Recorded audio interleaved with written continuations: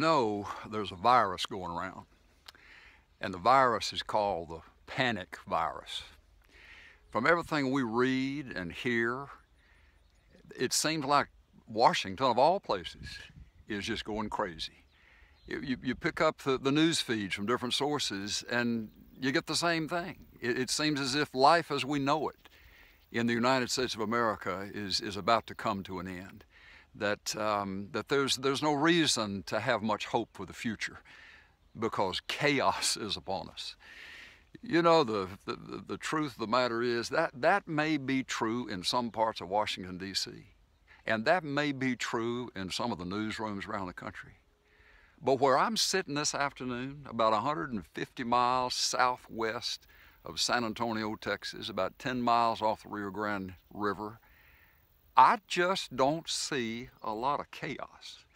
I'm not hearing a lot of panic. You know why? Because it's a God-made world. It's a God-made world.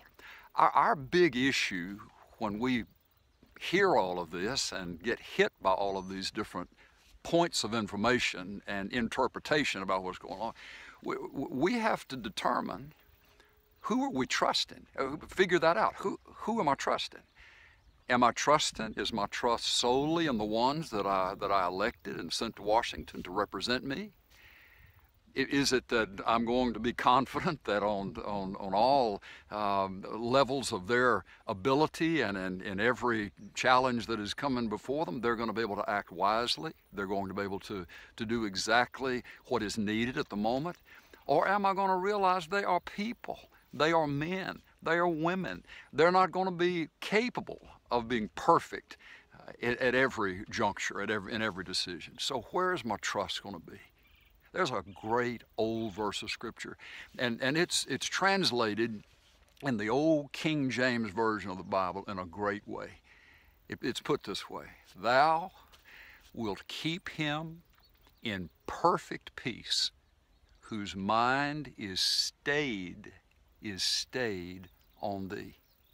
In other words, when I make my choice to put my trust, to anchor my hope, to settle with rest in my heart upon the one who cannot change, who cannot lie, who has said, I have written you upon the palm of my hand, that you are like the apple of my eye, understanding that he is the one who loves like no one can love, who is able to be there for us like no one is possibly able to be there for us.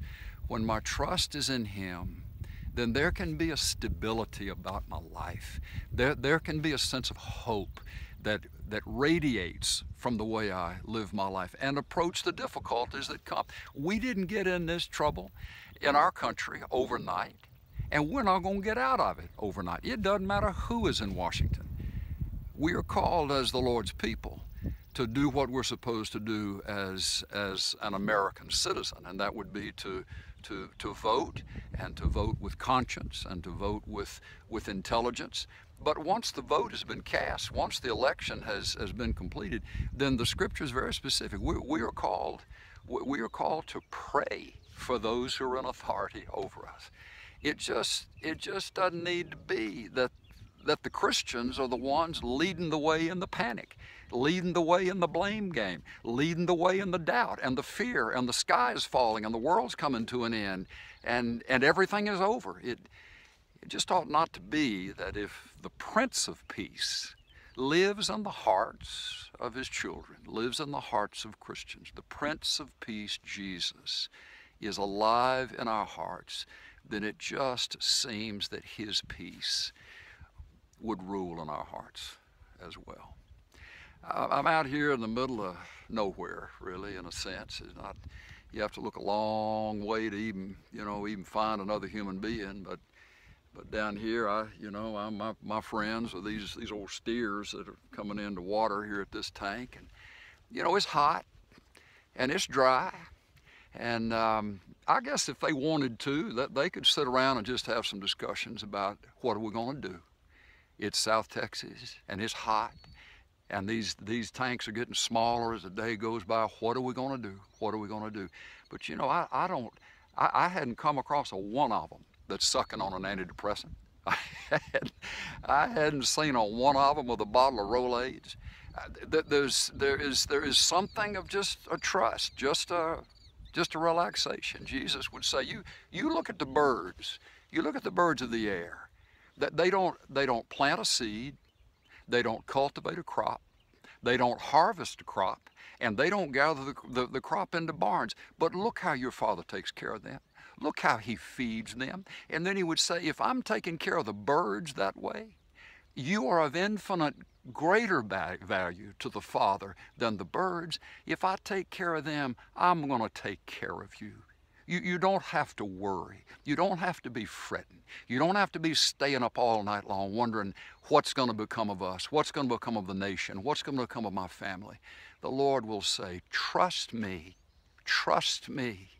We have a personal history together. I have proven myself to you in times past. I have shown my mighty right arm. I've shown my ability to come through when it seemed as if there was no hope for you. I have sustained you. I have encouraged you. I have kept you. And I am the same, and I change not. And these days will be no different than the times in the past when He showed Himself strong. May the Lord give to us the ability to trust Him, to trust Him, to trust Him. God bless you.